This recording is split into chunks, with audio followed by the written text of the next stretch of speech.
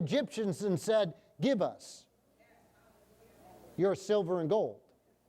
By the way, they that did it were the women. I believe because the men wouldn't have had faith to do it. So they came out with silver, gold, and healing, miraculously delivered in one night. In 1948, the British pulled out. They gave up the mandate. They did not do what the League of Nations told them to do. They did not do what the United Nations told them to do. They were given that land as a homeland for the Jews, and they were to protect it for the Jews until enough of the Jews could be there to set up their own homeland. But what Britain did is they divided two-thirds of that land off and gave it to Jordan. They took the one-third that was left, and then they began to divide that up among Arabs and Jews. Britain made a decision that we are not going to help the Jews in their land. And when they proclaimed freedom, the British had already given airplanes to the Arabs, and British officers were working with the Arab armies. But we know the result. Another miracle took place. In the Exodus, the entire army of Pharaoh, the most powerful army in the world, was destroyed by an army of slaves. Not because they fought, but because they believed in God. Even if they'd fought, it still would have taken a miracle.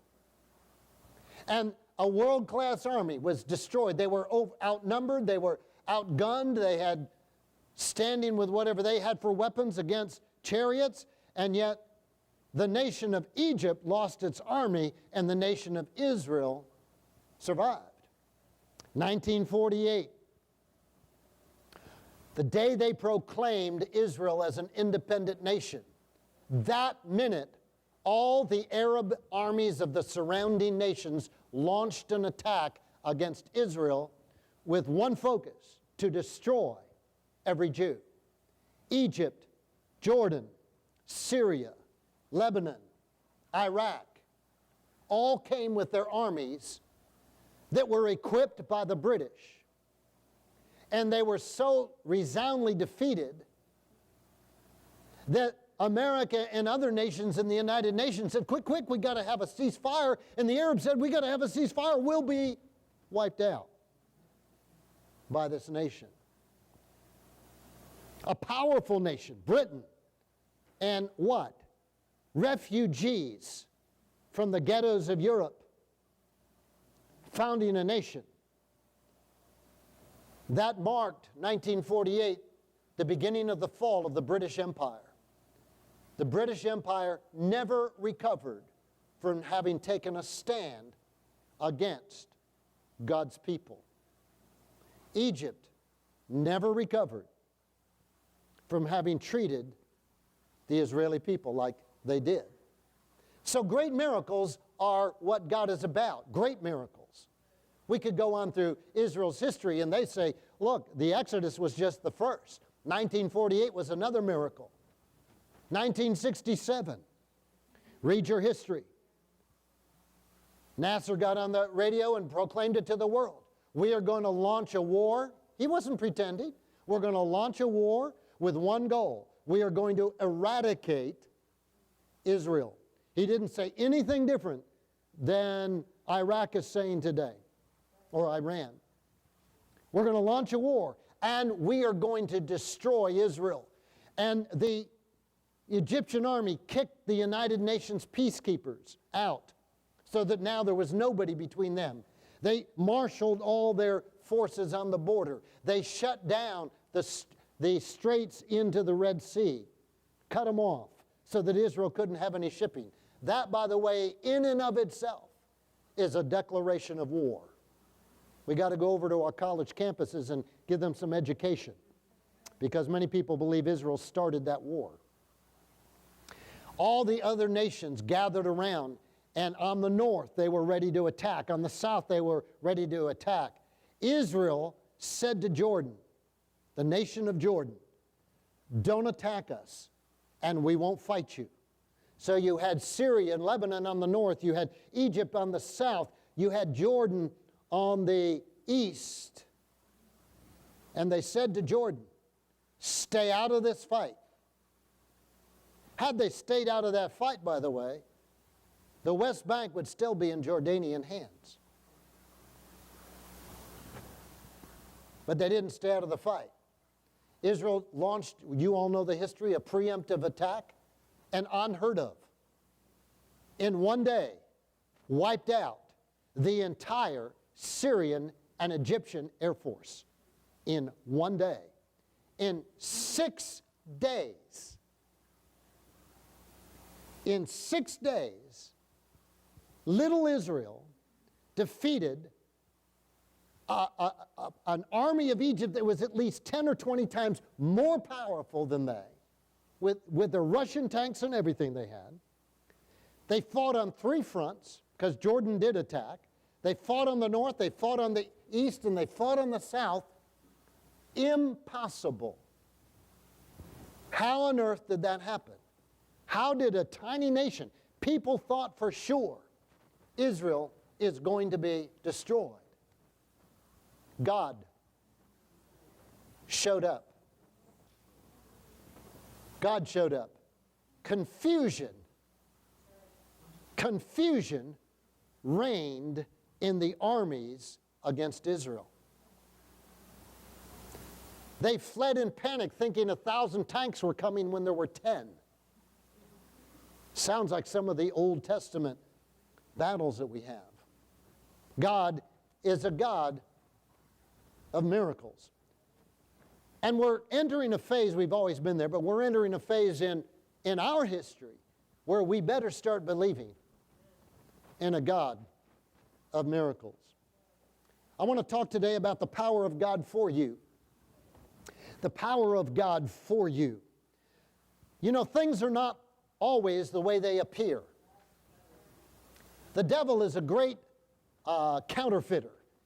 He's a magician. He tries to make things appear other than they are. And if you go by what your 5 senses tell you, then you'll start believing what the devil tells you rather than what the Word of God tells you. We're going to be in a time when you are going to have to make a decision. Is this true, or is what the news telling me true? Is this true, or is what my eyes telling me is true? Is this true, or is what my emotions is telling me is true? As they looked out, it says in verse 10, Pharaoh approached, the Israelites looked up, and there were the Egyptians marching after them. You can imagine, they're excited. They got free. They're going out, man, this is good. God's going to get us free. And they come up, and now they're looking at the Red Sea. They don't know what Moses is going to do. But suddenly they turn around, and there it comes the enemy. Suddenly, it looks like everything is going to be lost. Appearances. How do things appear in your life? How do things appear in your family right now? Does it appear that people are lost, that people are gone wayward, that people won't respond to the Word of God? How does it appear in your work situation? Does it appear like there's no promotions? There's maybe not even the job is going to last? Does it appear like the unemployment rate is getting bigger? Does it appear like you're going to have to struggle to make ends meet? How does it appear in your bank account? When you open your checkbook, what is the appearance of that? Is the appearance, I don't know that we can make it another 3 months. Oh my goodness, we better start tightening up on things. I don't know how we're going to pay for this. I don't know how we're going to pay for that. What is the appearance? What are the appearance of things in your life? What's the appearance of the world in which you live in right now? Does it appear that things are pretty bad? Do things look overwhelming? Does it look like failure is about to happen? All of those are appearances. But things are not always as they appear. I sat there one time watching David Copperfield make the Statue of Liberty disappear. Now, come on, I'm smart enough to know he didn't make it disappear. You know, I mean, I got enough physics and things in me to understand he didn't literally make it disappear. But I watched two things. I watch what I'm seeing on the screen. I'm watching that, but I'm watching the reaction of people. Come on. When something's a surprise, what do people do? No, they go, they're startled. So I'm watching for a startle response. You know what a startle response is? It means something happened. I was doing a marriage encounter weekend one time, and I'm sitting up at the head table. We're giving a presentation. I got 60 people sitting out there, 30 couples. And all of a sudden, in the middle of one of our team members talking, I look out. I hear something clank, like somebody dropped a book or something. And a guy bends over to pick up whatever got dropped. And I look, suddenly I notice that the 3 people behind him and another person, their look is like this. Now, for the rest of the 15 minutes of our talk, I'm trying to figure out what on earth did he drop that caused them to go. And a couple of them jabbed each other. And it's like, and I couldn't in my mind imagine what he had with him in the room that he dropped. I thought, at one point I thought, well, maybe he had an artificial arm and it fell off. I had a friend once with an artificial arm, and he would come up and shake hands with you with that arm, and you'd grab his hand, and then he'd pull back, and the arm would come out. It's like, I thought, well, maybe he had an artificial limb, and it fell off. That might give you that kind of startle response. I couldn't think of anything else. And as soon as the talk was over, all the women went back to their rooms to do some writing, and all the men were staying in the conference room, and 3 men immediately come up to me. And they say, can we talk to you outside the conference room? I said, yes, come out. He has a gun. I never imagined a gun, but that immediately explained the look. If you were in a meeting and all of a sudden somebody drops a gun, it's like, And I went to my team members and I said, we need to deal with somebody.